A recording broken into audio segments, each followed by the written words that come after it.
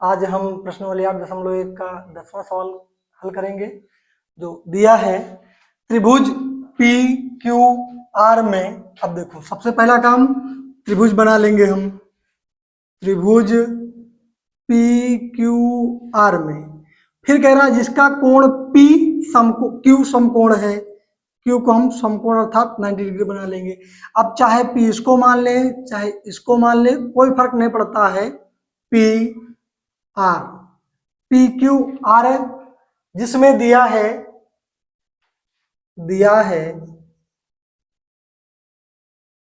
कोण Q बराबर 90 degree अर्थात समकोण।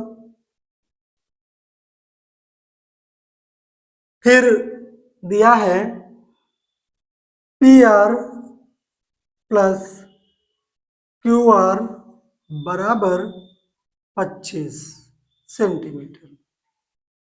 अब जब हम और PQ दिया है आपका PQ बराबर 5 सेंटीमीटर।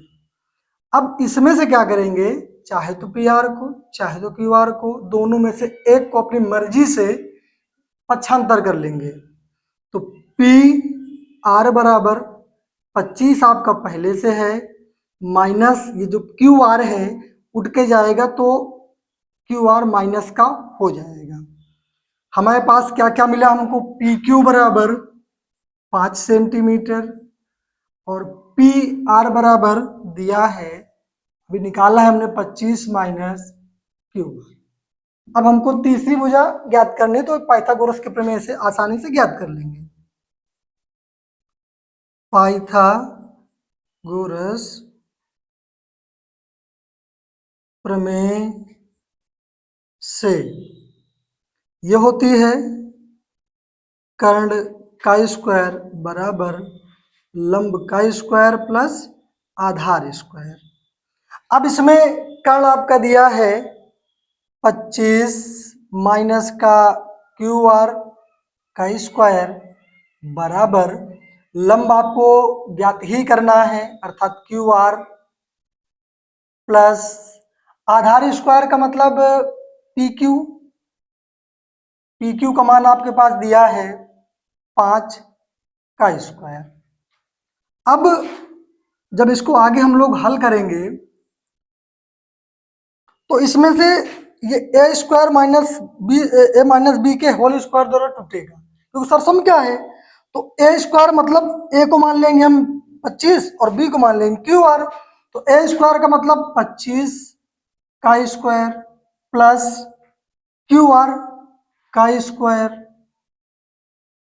माइनस, अब 2 होता है, a का मतलब 25 और b का मतलब QR बराबर दिया है QR स्क्वायर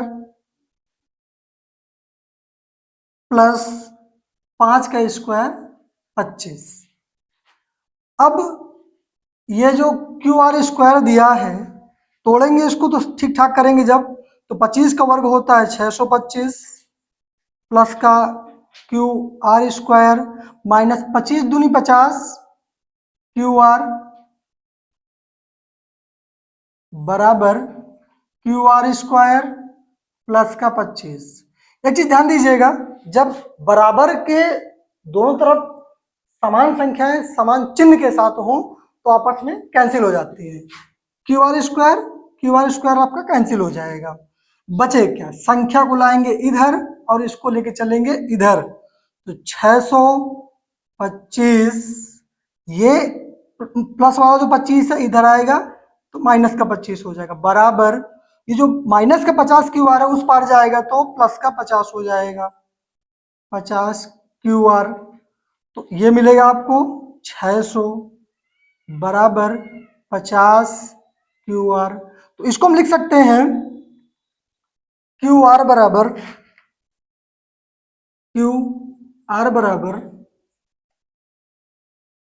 इसको हम लिख सकते हैं